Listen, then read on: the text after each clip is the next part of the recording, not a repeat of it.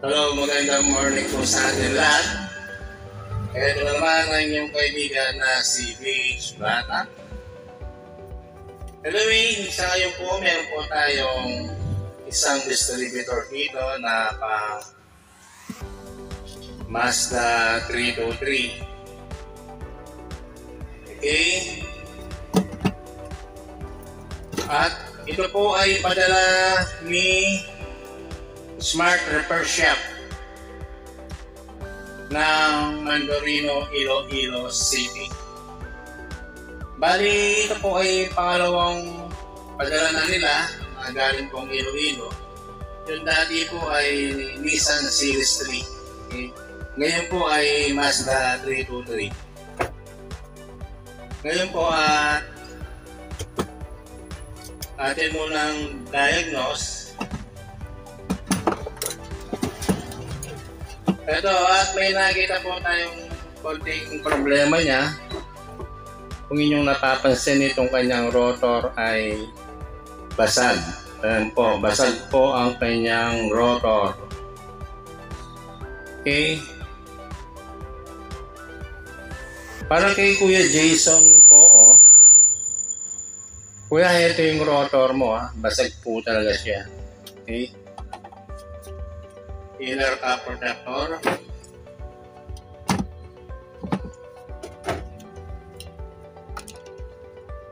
Yan, para lumiwanag lang.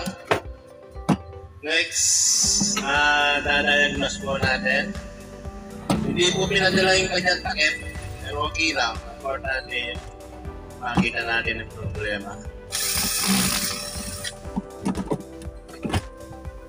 Pointer. One pointer.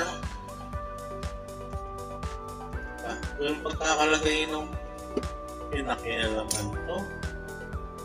Ay! Bakit nilagari yung ano?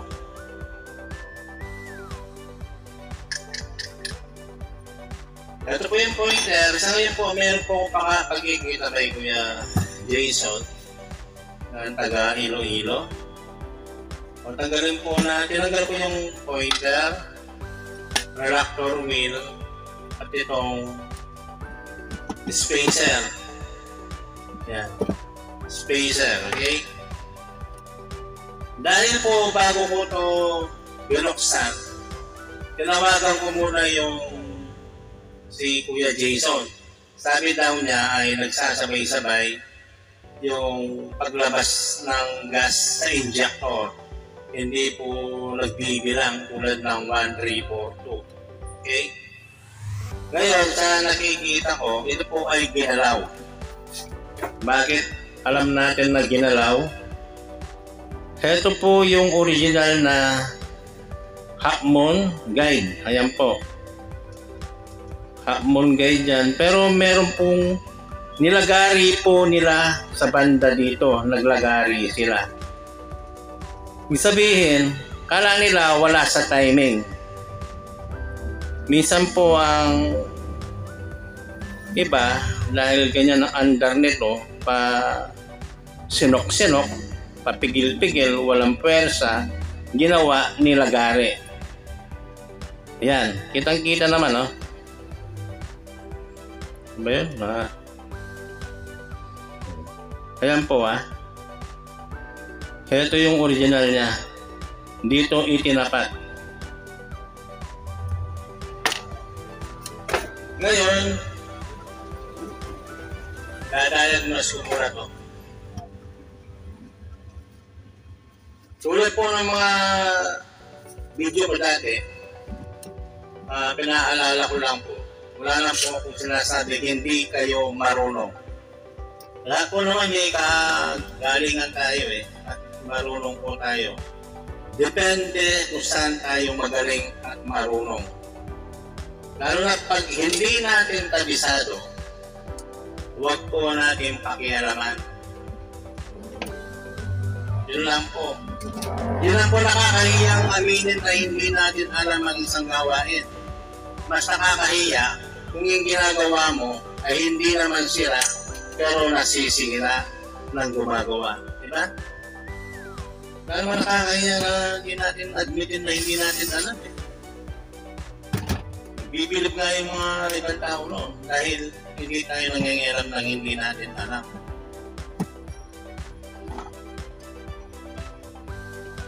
Yan.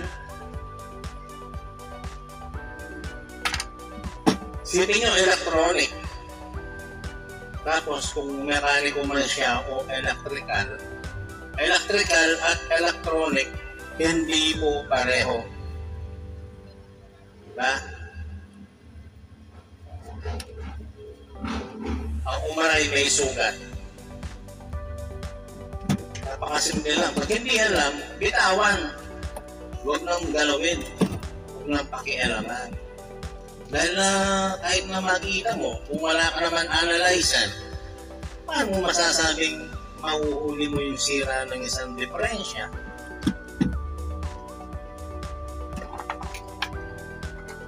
Tulad po nito magda-diagnose muna tayo. Unahin natin ang ignition coil.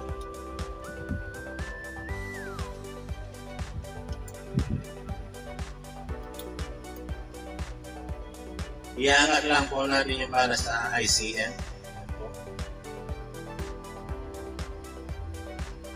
Para ma-check natin yung ignition coil, naglalagay po ako ng connector para makapag-connect. At hindi yung kakalasin siya, napakatrabaho po kung kakalasin niya. Plus dito nag-check mo agad. So, ignition coil muna tayo. Hindi lahat ng ignition coil na may spark ay maayos. Meron pong ignition coil na nag-spark pero mababa na yung resistance. Kaya sa mga albularyo dyan, kung wala kayong tester, tigilan nyo lang po, mawawala yung customer. Nagagastos po siya, nasasayang ang pera.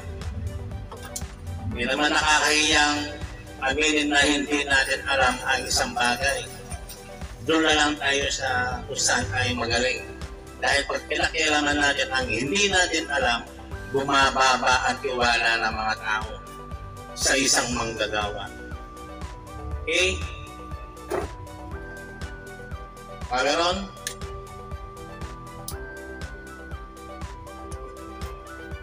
Wala. Ayan.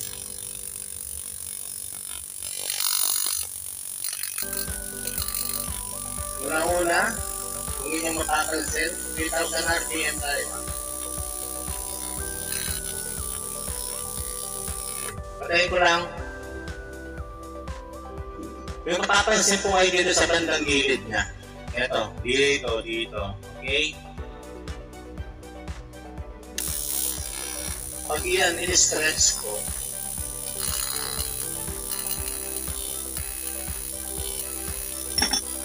diba nakita nyo? Kung toro pinipindot natin ang gas, hirap pong humatak yan. Hindi hahatak ng maganda yan. Hindi ibibigay ang magandang pwersa niya. Dahil may singaw siya dito. May ibang butas, may ibang spark na naliligaw simula dito sa kanyang leeg. Okay, ulit. Diba? Dapat pag ini-stretch ko po ito, hindi nawawala dapat ng ipis sa taas na to. Dahil dito po ang pinaka main output ng spark. Kaya pag hinila ko yan, pumupunta po dito. Imbes na 100%. Wala, hindi naman siya tatakbo ng maganda dahil may natatapon. Kaya sabi ko, hindi porke may spark, maayos. Kasi hindi nyo naman talaga makikita. Lalo na pag ni-road test ko, kayo wala naman kayong tester, di ba? Pa-wisik-wisik lang na ginagamit, yung pag-ganun-ganun lang. Kaya hindi nyo makukuha yung talagang tamang speed tulad nung nasa RPM ko dito na 6,000 RPM. Yun, talagang kitang-kita dapat to. Dito, hindi pa kasi battery ang ginagamit Kaya porket nag-i-spark, kala maayos, di ba? Anyway, ito, sisintingsyahin ko na. Ang problema nito ay ignition coil lang. Wala na. Ewan ko lang. Check natin itong ICM. Check natin ang ICM niya. Ipapalit lang po ko ng microphone. Nalulubat itong wireless.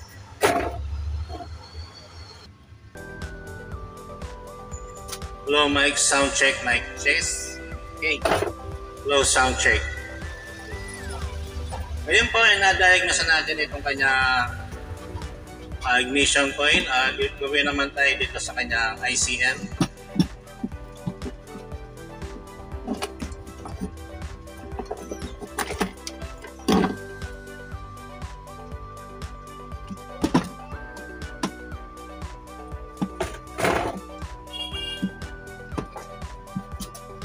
Try natin yung kanyang firing port.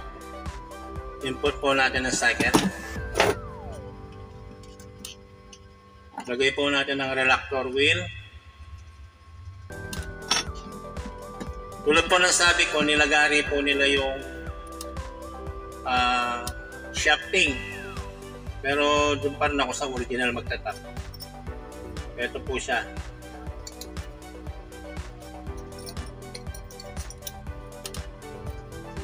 Yan ang original niya. Pinaligtas kasi Nagtaligtas sila pinakialaman. Yan, lang. Yan pala ang tamang yan. Pag pinihit po natin yan,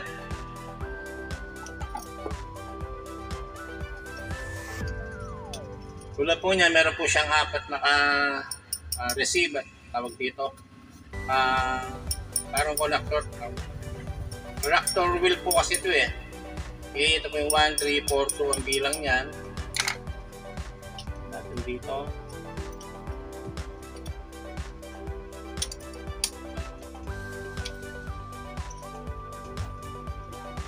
Bali, chinecheck po natin yung pulsar sender firing port. Ito po yun Yan. Ito po yung pulsar firing port. Ito yung reactor wheel. Okay, try natin. Power on. Dito po mag-i-spark yan. Dito. Sparking yung baba. Switch, kaliwa. Meron. Dito po yung tingin. 1, 3, 4, 2. 1, 3, 4, 2. Okay. Firing port active. Okay.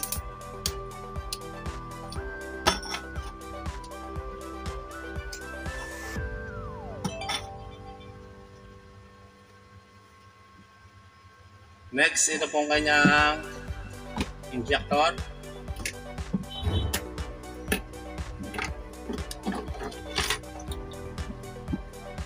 Injector system po tayo.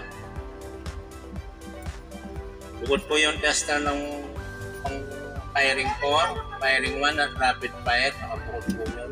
Ito lang po yung kanyang injector. Kukunak lang po tayo ng isang zero ground dito. Okay, connected na po tayo. Dito po mag-i-export yan. Kanina dito po yung firing 4. Dito naman tayo sa parting itaas.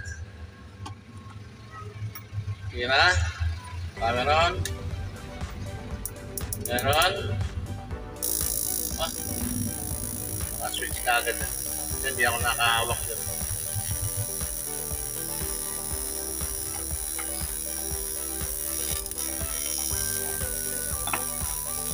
Ilaw. Ayan.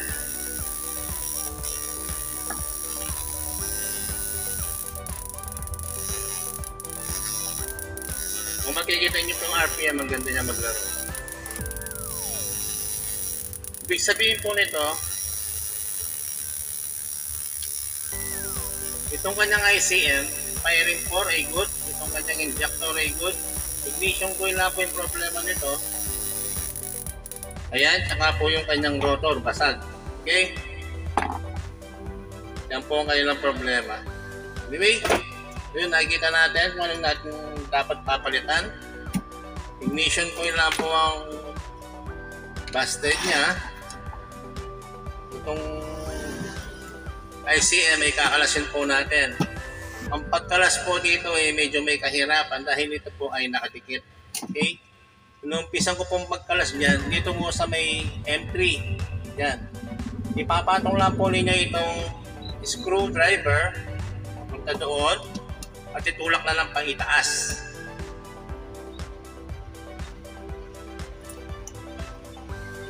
Yan. Okay, medyo malambot na pala siya. Hindi na siya ganong mahirap kalasin. Ilipat lang. Nakalas na. Bakit tatanggalin natin itong ignition coil po niya dahil ito talaga may problema. Kahit na gumagana ang coil, dapat natin palitan. May talo po siyang screw or bolt. Tatlo po yan. Ayan.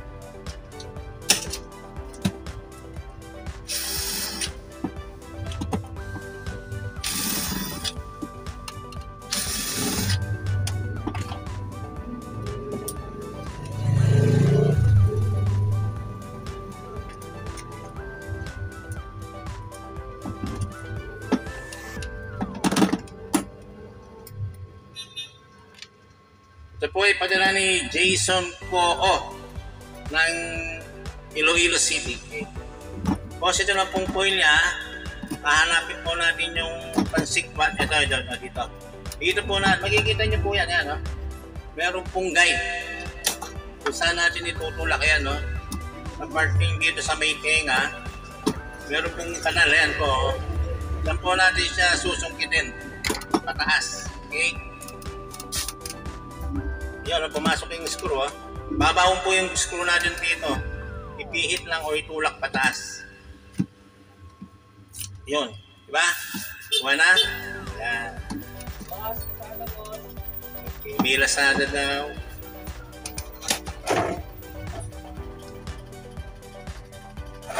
Ayan at nakalas na po natin kanyang ignition coil.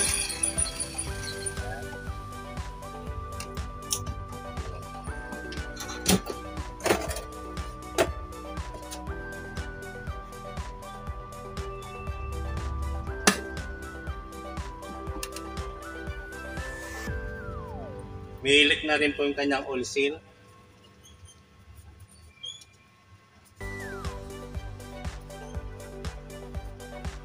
Yan. Kunin po natin yung kapalit. Bali, dito pong coil, ang tawag po dito ay M3. M3 rin po yung lalagay natin. M3 ignition coil na tawag ko po dito ay antenna type. Yan. Okay. Bukan natin i-apply.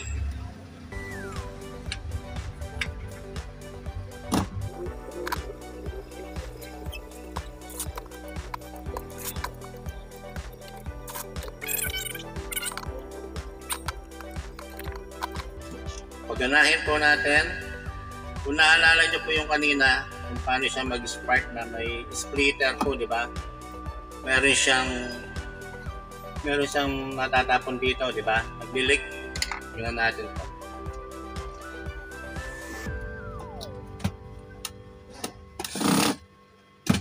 Lalagay na yun ng connector.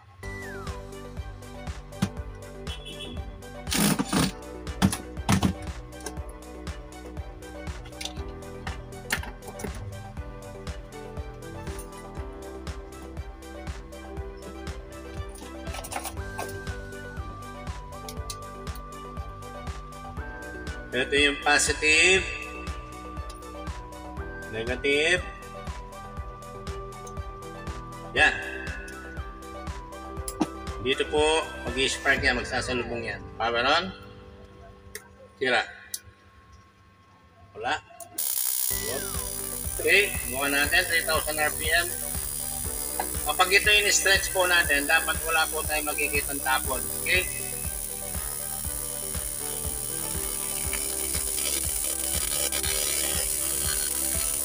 Para, nakita niya, wala pang tapon, di ba? Malinis. Wala siyang leak.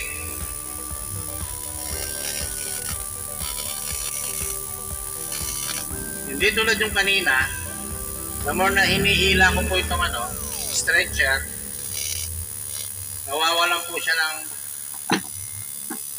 pag hinihila ko kung ito, wala, namamatay po dahil nandito yung spark, nasa bandang leeg niya. Hindi tulad nito, hindi po nawawala, continuous. Okay? Ayan. Isang forever lang po na isang Mazda 323. Yun lang po, napaka-simple natin siya na-diagnose. Ignition coil lang po yung kanyang problema. Anyway, para po kay Jason po ng Iloilo City. Ito boss, at bubuwing ko na. Okay, kakasa ko na yan.